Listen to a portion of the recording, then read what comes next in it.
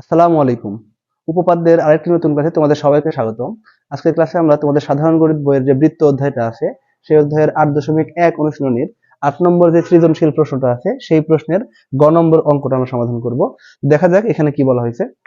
তোমরা যারা আগের ক্লাসগুলো দেখো না, আমাদের মানে ক আর খ যে দুটো ভিডিওতে সমাধান করে দেওয়া আছে, দেখে না থাকলে ওগুলো দেখে আসবা, তাহলে সেক্ষেত্রে তোমাদের এখানে গ নম্বর বুঝতে কিছু ক্ষেত্রে হেল্প হবে। তো দেখো এখানে আমাদের বৃত্ত যেটা দেওয়া আছে, বৃত্তের মধ্যে আমরা বেশ কয়েকটা ত্রিভুজও দেখতে পাচ্ছি। তো এখানে ইনফরমেশন দেওয়া আছে হচ্ছে ও আর ইকুয়ালস x/2 - 2। তাহলে এখানে ও থেকে আর পর্যন্ত যে লম্বটা টানা ছিল, এখানে দেখো বলা আছে কিন্তু ও আর লম্ব পি কিউ। তাহলে এই ও আর এর মান হচ্ছে x/2 - 2। এবং আরেকটা কথা এখানে বলে দেওয়া আছে পি কিউ সমান সমান এক্স। পি কিউ ইকুয়ালস হচ্ছে এক্স, তার মানে এই পুরো জায়গাটা হচ্ছে এক্স এর সমান। এখন এই ক্ষেত্রে আমাদের যখন আমরা এই অঙ্কটা সমাধান করতে যাব, তখন যে কোনো একটা ত্রিভুজ নিয়ে কাজ করতে হবে, হয় এই ত্রিভুজ না হলে এটা, দুটাই লাগবে না একসাথে। তো একটা ত্রিভুজে যখন কাজ করতে যাব, তখন আমাদের একটা বাহুর মান হচ্ছে x/2 - 2, আর একটা বাহুর মান যদি জানা থাকে, তাহলে এই কোণের হেল্প নিয়ে আমরা খুব সহজে x এর মানটা কিন্তু বের করে ফেলতে পারবো। এখন কথা হচ্ছে এই যে এইখানে যে বাহুটা আছে আর কিউ, ধরো আমরা এই ত্রিভুজ নিয়ে কাজ করছি, কিউ ও আর ত্রিভুজ, তাহলে এই ত্রিভুজে যে আমাদের আর কিউ বাহুটা আছে, এই বাহুর মান যদি আমরা জানতে পারি তাহলে কিন্তু কাজ হবে। তো দেখো, যেহেতু পি কিউ এর মান হচ্ছে এক্স, তাহলে আর কিউ এর মানটা হবে এই এক্স এর অর্ধেক, অর্থাৎ x/2। কেন হবে? এটা হওয়ার কারণ হচ্ছে আমরা কিন্তু 17 নম্বর উপপাদ্যে শিখেছিলাম যে বৃত্তের কেন্দ্র থেকে যদি যে কোনো জায়ের মধ্যবিন্দু বরাবর সংযোগ রেখা টানা হয়, তো সেটা ওই জায়ের উপরে কিন্তু লম্ব হয়। তাহলে এইখানে যেহেতু বলে দেওয়া আছে যে ও আর লম্ব পি কিউ, ও আর লম্ব যেহেতু পি কিউ, তার মানে আর অবশ্যই পি কিউ এর মধ্যবিন্দু। তাহলে আর যদি পি কিউ এর মধ্যবিন্দু হয়, তাহলে টোটাল এক্স এর মধ্যে এবারে থাকবে হচ্ছে x/2, এবারে থাকবে আবার x/2। তাহলে আমরা এইটুকুকে x/2 কিন্তু বলতে পারি। এটা আমরা ম্যাথমেটিক্যালি এখানে করে দেখাবো, সমস্যা নেই। তাহলে আমরা এবার সমাধান করতে যাচ্ছি হচ্ছে প্রশ্ন গ।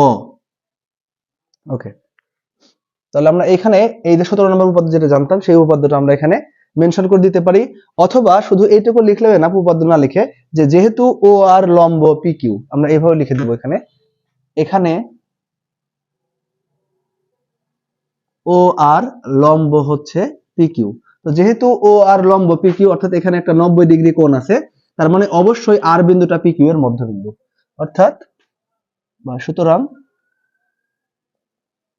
আর পি কিউ এর মধ্য বিন্দু।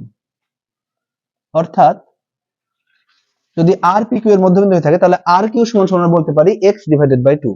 অর্থাৎ আর কিউ সমান সমান হচ্ছে x/2। আবার আমাদের কিন্তু প্রশ্নের মধ্যে দেওয়া আছে ও আর সমান সমান x/2 - 2, এবং ও আর সমান সমান হচ্ছে x/2 - 2। তাহলে এখন যদি আমরা এই ও আর কিউ ত্রিভুজের মধ্যে tan থিটা অ্যাপ্লাই করি, তাহলে খুব সহজে x এর মান এখান থেকে বের হয়ে যাবে। দেখো, তাহলে এখন ত্রিভুজ ও আর কিউ এ, মানে এই পাশে ডান পাশে ছোট ত্রিভুজটার মধ্যে আমরা tan থিটা অ্যাপ্লাই করব। তাহলে এখানে যেহেতু সূক্ষ্মকোণ আছে 30 ডিগ্রি, আমরা এখানে tan 30 সরাসরি লিখে দিলাম। এবং এই পাশে আমরা জানি tan থিটা মানে হচ্ছে লম্ব ডিভাইডেড বাই ভূমি। তাহলে যদি এটা সূক্ষ্মকোণ হয়, তাহলে ও আরটা লম্ব আর আর কিউটা হচ্ছে ভূমি। তাহলে এখানে লিখে দিব ও আর ডিভাইডেড বাই হচ্ছে আর কিউ। এখন এখানে একটা প্রশ্ন তোমাদের মাথায় আসতে পারে যে আমি কেন tan থিটা এখানে অ্যাপ্লাই করলাম, যদি আমরা sin বা cos করতাম সেই ক্ষেত্রে কি হতো? তো আমরা জানি sin থিটা সমান সমান হচ্ছে লম্ব ডিভাইডেড বাই অতিভুজ। তাহলে যদি আমরা sin থিটা এখানে অ্যাপ্লাই করতাম, সেক্ষেত্রে আমাদের অতিভুজের মান লাগতো, যেটা আমাদের জানা নাই, ওটা এক্সট্রা করে বের করতে গেলে আরো বেশি সময় লাগবে। cos থিটার বেলাও আমাদের কিন্তু ভূমি এবং অতিভুজ লাগে, সেক্ষেত্রে অতিভুজটা বের করা লাগবে, তাহলে এক্সট্রা ঝামেলা। তো যেহেতু আমাদের এখানে লম্ব আর ভূমি দেওয়া আছে, তাহলে আমরা tan বা cot অ্যাপ্লাই করে এটা খুব সহজে করে ফেলতে পারবো। তো tan এর মান যেহেতু আমাদের কাছে বেশি পরিচিত, আমরা এখানে cot না নিয়ে tan থিটার মাধ্যমে সমাধান করার চেষ্টা করছি। তো দেখো এখানে tan 30 আছে, তাহলে tan 30 মানে হচ্ছে আমরা জানি 1/√3 সমান ও আর এর মান এখানে কত দেওয়া আছে x/2 - 2 divided by R Q এর মান হচ্ছে x/2। এখন এই জিনিসটাকে সমাধান করে সরল করে খুব সহজে কিন্তু x এর মান আমরা বের করে ফেলতে পারবো। দেখো, তাহলে আমরা আপাতত এখানে 1/√3 থাকুক, এই পাশে আমরা যদি সরল করি, তাহলে দেখো এখানে 2 এর নিচে আছে 1, তাহলে 2 এবং 1 এর লসাগু হবে হচ্ছে এখানে 2। তাহলে 2 দিয়ে 2 কে ভাগ করলে 1, 1 দিয়ে যদি আমরা x এ গুণ করি থাকবে হচ্ছে x, মাইনাস এর নিচে যে 1 টা আছে, 1 দিয়ে যদি আমরা 2 কে ভাগ করি পাওয়া যাবে হচ্ছে 2, 2 দিয়ে 2 কে গুণ করলে পাওয়া যাবে হচ্ছে 4। তাহলে x/4 ডিভাইডেড বাই 2 উপরের এই ভগ্নাংশটার সরল রূপ। আচ্ছা, তাহলে নিচে এসে কি থাকলো আমাদের? এটা থাকলো হচ্ছে x ডিভাইডেড বাই 2। তাহলে এখানে আমরা পাচ্ছি 1/√3 সমান, যেহেতু এখানে দুইটা ভগ্নাংশ দেখা যাচ্ছে, একটা ভগ্নাংশের মধ্যে আবার দুইটা ভগ্নাংশ, তাহলে এটাকে সরল করার উপায় হচ্ছে মাঝখানের ভাগ চিহ্নটাকে আমরা গুণ আকারে নিয়ে পরের ভগ্নাংশটাকে উল্টায় দেওয়া, যেটা তোমরা সবাই জানো। সেটাকে আমরা এভাবে লিখবো x/4 ডিভাইডেড বাই 2। এই ভাগের বদলে দিলাম আমরা গুণ, তাহলে নিচের ভগ্নাংশটা উল্টা করে লিখতে হবে, অর্থাৎ হর যাবে লবে, লব আসবে হরে, তাহলে 2 ডিভাইডেড বাই x এরকম দাঁড়ালো। তাহলে এখন আমরা এখানে 2 কাটা দিই, তাহলে দিলে এখানে থাকছে হচ্ছে 1/√3 সমান, এখানে থাকে x-4 ডিভাইডেড বাই হচ্ছে x। এখন যদি আমরা কোণাকুণি গুণ করে দিই তাহলে কি পাই দেখো, তাহলে এই x এখানে 1 এর সাথে গুণ হয়ে বাম দিকে এসে হয়ে যাবে হচ্ছে x সমান এই √3 যদি এই পাশে গুণ করি আমরা, তাহলে পাবো হচ্ছে √3 ইন্টু x, এই যে -4√3। তো এখন যেহেতু আমাদের কাজ হচ্ছে এখানে x এর মান বের করা, তাহলে x গুলাকে আমরা একদিকে করব।